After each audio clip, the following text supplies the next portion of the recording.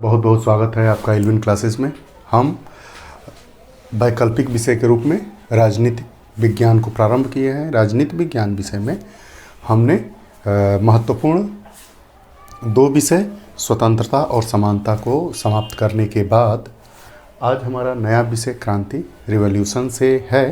क्रांति से संबंधित प्रश्न परीक्षाओं में पूछे जाते हैं। ये जो कक्षाएं होंगी वो यूजीसी नेट पॉलिटिकल साइंस विषय के लिए, उसके बाद यूपीपीसीएस, यूपीएससी और स्टेट कमीशन द्वारा आयोजित की जाने वाली सिविल सर्विस परीक्षाओं में वैकल्पिक विषय के रूप में राजनीति विज्ञान, ऑप्शनल सब्जेक्ट के रूप में पॉलिटिकल साइंस के लिए अति महत्वपूर्ण है। इसके साथ ही साथ पीजीटी उत्तर प्रदेश, पीजीटी मतलब प्रवक्ता, जीआईसी लेक्चरर की अभी जो पोस्ट आई हैं उसके लिए भी ये समान रूप से बेहद उपयोगी कक्षा है। इस कक्षा में हमारी ये विशेषता है कि विगत वर्षों के आए हुए प्रश्न को भी टॉपिक में पूर्णतः सुरक्षित स्थान दिया जाता है, उसको समावेशित करते हुए भी कक्षा को आगे ले जाया जाता है। इसमें ज़्यादा अधिक बातें नहीं होती है, जो मतलब की बातें हैं, जो परीक्षा की दृष्टि से उपयोगी हैं उनको और प्रमुख किताबों के नामों को भी इसमें दिया जाता है। आपसे निवेदन है कि हमारी वीडियोस को शुरू से अंत तक देखें। आज हम क्रांति विषय को पढ़ेंगे। क्रांति किसे कहते हैं, विभिन्न क्रांतियाँ कहाँ कहाँ हुई, क्रांति से क्या समझते हैं, उसके बाद क्रांति का विचार क्या है, मार्क्सवादी विचार क्या है, उदारवादी विचार क्या है। उदारवादी में विचार को हम लोग 3 पार्ट में बांटें, उन तीनों के बारे में अध्ययन करेंगे। पहले समझते हैं क्रांति। दो चीज़ें होती है, एक क्रांति और एक आंदोलन। ठीक, क्रांति मतलब अचानक, तीव्र, आमूलचूल परिवर्तन, मतलब पूरी व्यवस्था का तुरंत ही बदल जाना, वो क्रांति का नाम दिया जाता है उसको। यह क्रांति या तो हिंसात्मक रूप में होगी या अहिंसात्मक रूप में होगी। क्रांति के छोटे रूप को हम देख सकते हैं। अगर जैसे दिल्ली में निर्भया कांड हुआ था, उसके विरोध में जो चीज़ें हुई थी वो एक तरफ आंदोलित रूप में थी, मतलब एक नियम कानून के तरीके से वो आगे बढ़ रही थी, उसका एक रूप था और उस लक्ष्य को पाने के बाद आंदोलन करने वाले लोग पीछे हट जाते हैं। लेकिन क्रांति आंदोलन का ही एक दूसरा रूप है। क्रांति में तीव्र परिवर्तन, तुरंत चाहे वो सत्ता का परिवर्तन हो, चाहे व्यवस्था का परिवर्तन हो, चाहे राजा में बदलाव लोग देखना चाहते हो। कहा गया है ना कि राजा कुर्सी छोड़िए, जनता कुर्सी लेने के लिए आ रही है। लेकिन वर्तमान समय में जो क्रांति की व्यवस्था है वो सामाजिक और आर्थिक व्यवस्था परिवर्तन के रूप में देखी जा रही है। ठीक है, जैसे उदाहरण के लिए आप देखें 1991 के बाद जो क्रांति हुई वो उदारवादी दृष्टिकोण को अपनाते हुए ट्रिपल पी मॉडल पर आधारित थी, वो हम लोग जानते हैं। आइए इसको हम लोग समझते हैं।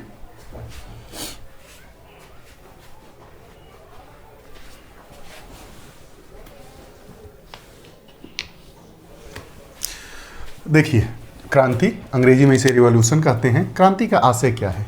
समाज में आमूलचूल और गुणात्मक परिवर्तन से है, जिसमें समूची व्यवस्था में ही परिवर्तन हो जाता है। मतलब अगर कहीं पे संसदीय प्रणाली के तहत शासन है या कहीं पे राजशाही व्यवस्था है तो उस राजा के खिलाफ, जैसे पादरी के खिलाफ क्रांति हुई थी, इंग्लैंड में क्रांति हुई, फ्रांस में क्रांति हुई, अभी आपके पश्चिम एशियाई कई देशों में क्रांति हुई, ट्यूनीशिया से प्रारंभ होकर, उसमें अमूलचूल सत्ता का परिवर्तन आपको देखने को मिलता है। मतलब ऐसी एक व्यवस्था, लोगों का उग्र प्रदर्शन, जिसमें पूरी व्यवस्था से ही उनकी खिलाफत हो, विरोध हो और वो पूरी व्यवस्था को तुरंत ही बदल देना चाहते हैं, वही क्रांति होती है। तो यहाँ कहा गया है कि समाज में आमूलचूल और गुणात्मक परिवर्तन से है, जिसमें समूची व्यवस्था में ही परिवर्तन हो जाता है। यह परिवर्तन संवैधानिक एवं राजनीतिक, मतलब ये संविधान में भी परिवर्तन, मतलब हमारा संविधान ठीक नहीं है उसको बदल देंगे, ये संवैधानिक हो जाएगा। राजनीतिक परिवर्तन मतलब सत्ता खत्म हो जाएगी, सत्ता का हस्तांतरण हो जाएगा, या सामाजिक एवं आर्थिक भी हो सकता है। मतलब समाज में जैसे हमारे दक्षिण भारत में रामायण की प्रतियां जलाई गई थी, हिंदी के खिलाफ जो विरोध आंदोलन हुए थे, वो भी एक प्रकार की क्रांति ही थी।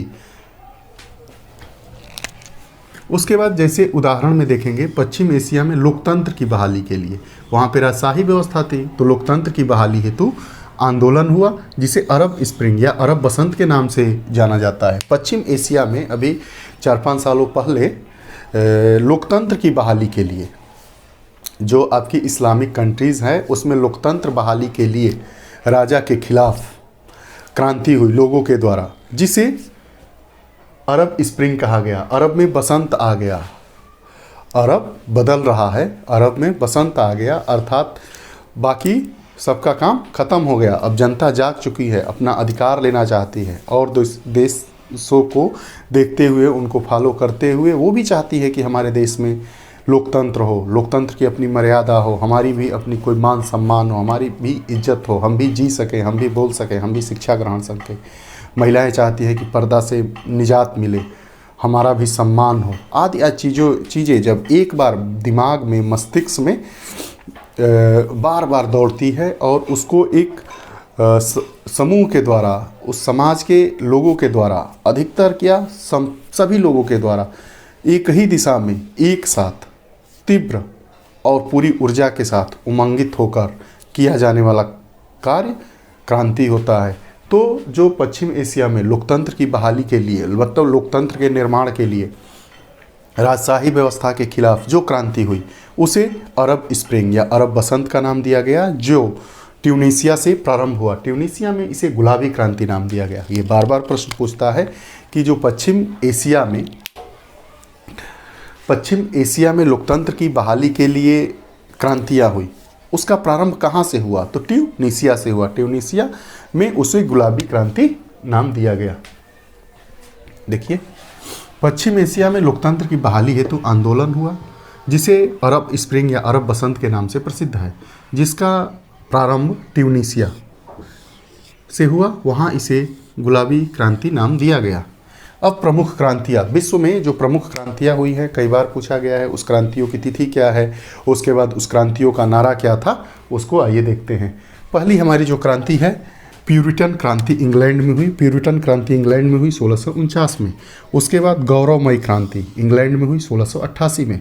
दो प्रश्न, प्यूरिटन क्रांति कहाँ हुई? इंग्लैंड में हुई। गौरवमयी क्रांति कहाँ हुई? इंग्लैंड में हुई। प्यूरिटन क्रांति कब हुई? 1649 ईस्वी में। गौरवमयी क्रांति कब हुई? 1688 ईस्वी में। उसके बाद अमेरिकी क्रांति 1776 ईस्वी में हुई।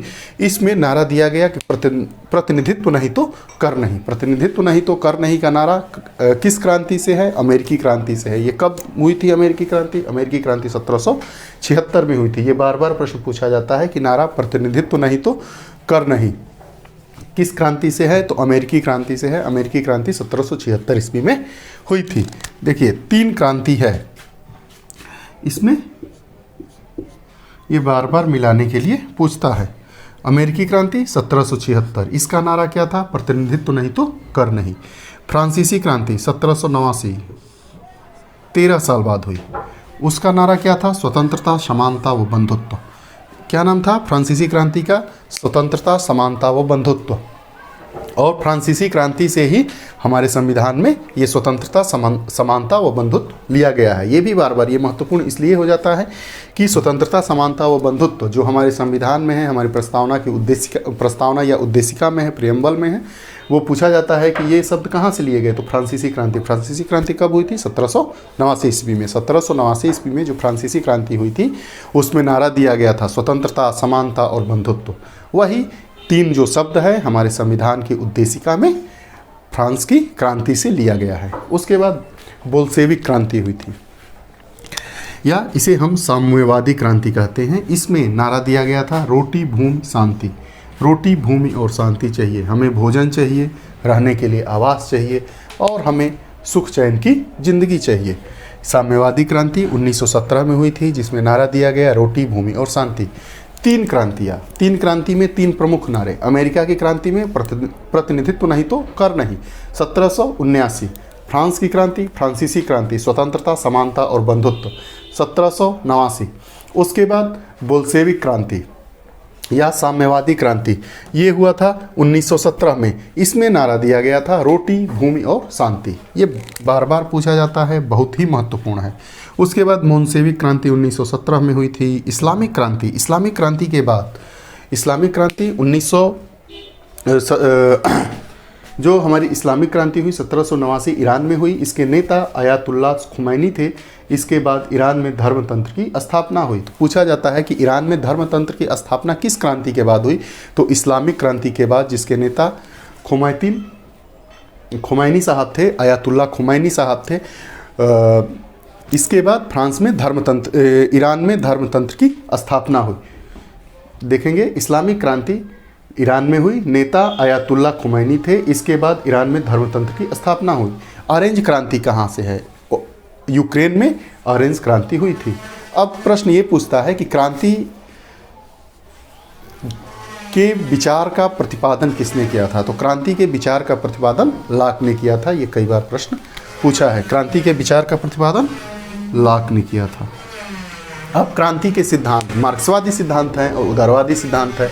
मार्क्सवादी सिद्धांत में व्यवस्था सिद्धांत, सामाजिक या मनोवैज्ञानिक या सापेक्षिक वंचना सिद्धांत और संरचना सिद्धांत को देखेंगे। तो मार्क्सवादी सिद्धांत, मार्क्सवादी कहते हैं कि क्रांति अपरिहार्य है, मतलब क्रांति आवश्यक है।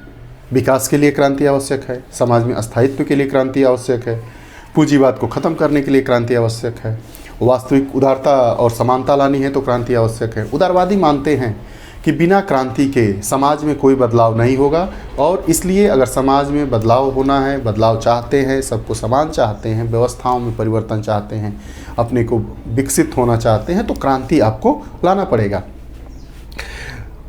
जो ऐतिहासिक विकास का सुनिश्चित परिणाम है।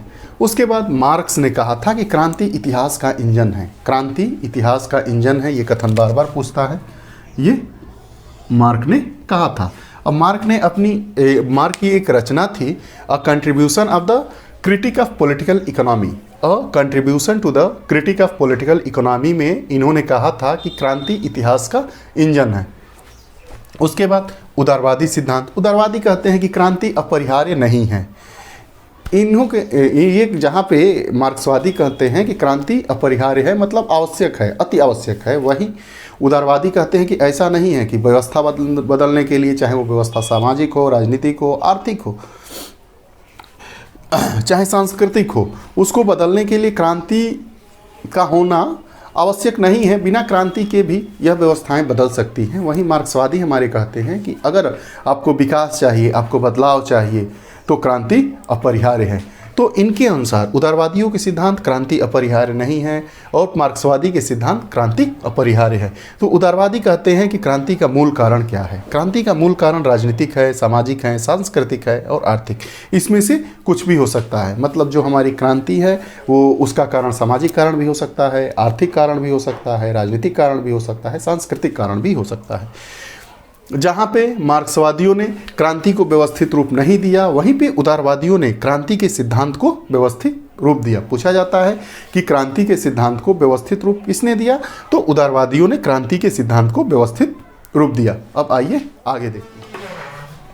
अब क्रांति का उदारवादी सिद्धांत, क्रांति के उदारवादी सिद्धांत में हम व्यवस्था सिद्धांत सिस्टम थ्योरी में इसको जानते हैं कि जब राजनीतिक व्यवस्था परिवेश या पर्यावरण से आ रही मांगों की पूर्ति नहीं कर पाती है तो वैषम्यावस्था उत्पन्न होती है, जो क्रांति का मूल कारण है।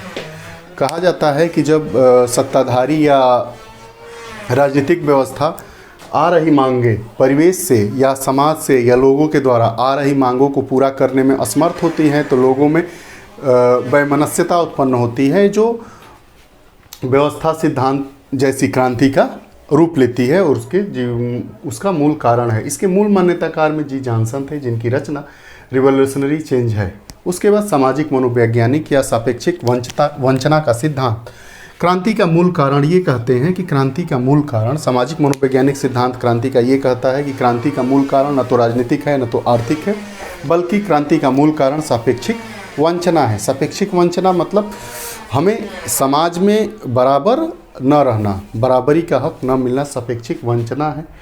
जो लोगों की अपेक्षा और उनकी उपलब्धियों के मध्य हमारी अपेक्षाएं हैं कि मतलब हम कहीं जाएंगे तो खुली हवा में जी सकेंगे, अपने अभिव्यक्ति को अभिव्यक्त कर सकेंगे, अपने मनोभाव को दर्शा सकेंगे, हम जहाँ चाहेंगे वहाँ ठहर सकेंगे, जहाँ जाएंगे वहाँ रुक सकेंगे।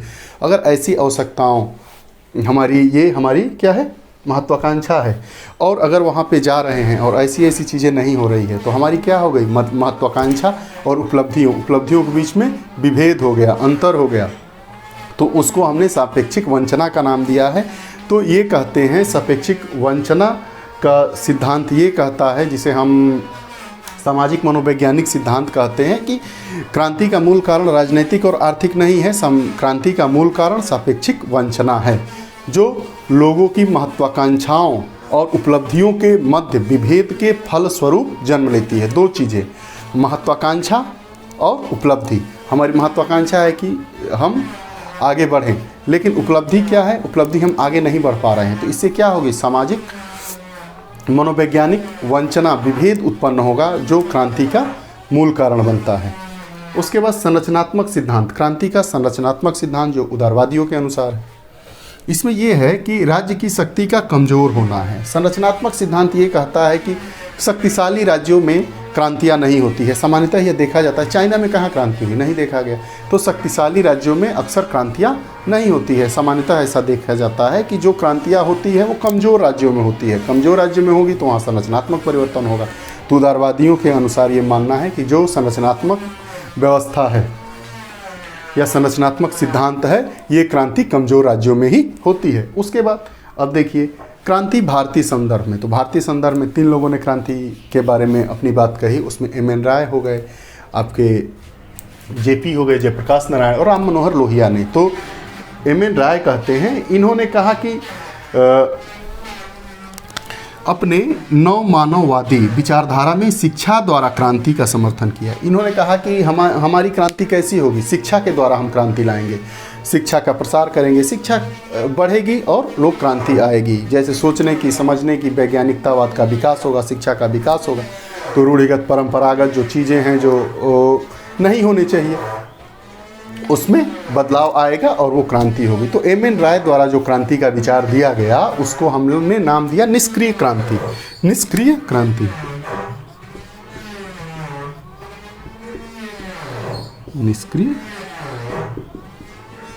निष्क्रिय क्रांति, ठीक है। उसके बाद जयप्रकाश नारायण जी, जयप्रकाश नारायण ने संपूर्ण क्रांति का विचार दिया। बार बार पूछा जाता है, निष्क्रिय क्रांति के जन्मदाता एम.एन. राय, संपूर्ण क्रांति के जन्मदाता श्री जयप्रकाश नारायण जी।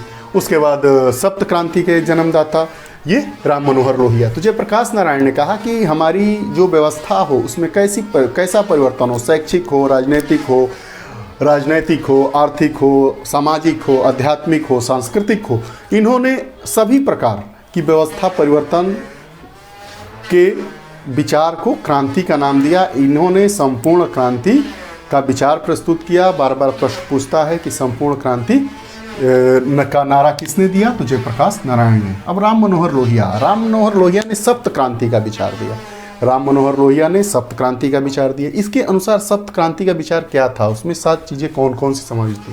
पहली, पुरुषों और महिलाओं के बीच समानता होनी चाहिए।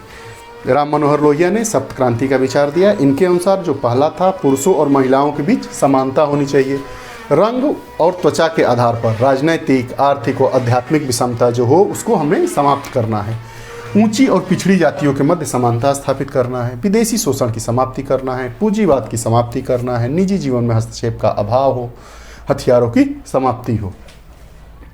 देखिए इसमें महत्वपूर्ण चीज़ें 3-4 चीज़ें हैं। मार्क्सवादी क्या कहते हैं कि क्रांति अपरिहार्य है। उदारवादी क्या कहते हैं, क्रांति अपरिहार्य नहीं है। मार्क्सवादी से उलट विरोध में जाकर जो उदारवादी थे उन्होंने क्रांति को क्या किया, व्यवस्था परिवर्तन का सिद्धांत का नाम दिया। उसके बाद उदारवादियों के अनुसार 3 प्रकार में इसका डिवीजन किया गया। व्यवस्था का सिद्धांत सामाजिक मनोविज्ञान या सापेक्षिक वंचना सिद्धांत। संरचनात्मक सिद्धांत व्यवस्था सिद्धांत ये कहता है कि जब परिवेश से आ रही मांग की पूर्ति राज्य नहीं कर पाता है तो उसके परिणाम स्वरूप व्यवस्था सिद्धांत कारण होता है। उसके बाद सामाजिक मनोविज्ञान कहता है कि सामाजिक जो वंचना है वही मूल कारण है क्रांति का, आर्थिक और राजनीतिक मूल कारण नहीं है। उसके बाद संरचनात्मक सिद्धांत कहता है कि जो राज्य कमज़ोर होता है वहाँ पे क्रांतियाँ होती हैं, सामान्यतः मजबूत राज्यों के खिलाफ क्रांतियाँ नहीं होती हैं। अब भारतीय संदर्भ में एम.एन. राय ने निष्क्रिय क्रांति का जन्म को नाम दिया, निष्क्रिय क्रांति के प्रतिपादक कहे जाएंगे एम.एन. राय। वहीं जयप्रकाश नारायण संपूर्ण क्रांति के प्रतिपादक कहे जाएंगे। वहीं राम मनोहर लोहिया सप्त क्रांति का विचार देने वाले हैं। आज हम अपने क्रांति वाले विषय में, रिवोल्यूशन वाले विषय में संपूर्ण पाठ्यक्रम को समाहित करते हुए सभी चीज़ों को लिया है। आप हमारे साथ बने रहे, इसके लिए आप लोगों को बहुत बहुत धन्यवाद। आप हमसे डिजिटल प्लेटफॉर्म, सोशल प्लेटफॉर्म @इल्विन क्लासेस नाम सर्च करेंगे तो आप हमें ट्विटर पे, इंस्टाग्राम पे, फेसबुक पेज पे और टेलीग्राम पे आप हमसे जुड़ सकते हैं। ज़्यादा से ज़्यादा लोगों को इन साइटों के जरिए हमसे जोड़ें। आप अपनी शंकाएं और अपने प्रश्न, अपने विचार, अपने संदेश, अपने सुझाव हमें देते रहें, देते भी रहे हैं आप लोग। उनको तुरंत हमारे द्वारा निदानित किया जाएगा और या हम उसको जल्द से जल्द जैसे ही देखेंगे वैसे आपको उसका उत्तर देंगे। आप लोगों की उज्जवल भविष्य की ढेर सारी शुभकामनाओं के साथ नमस्कार, धन्यवाद।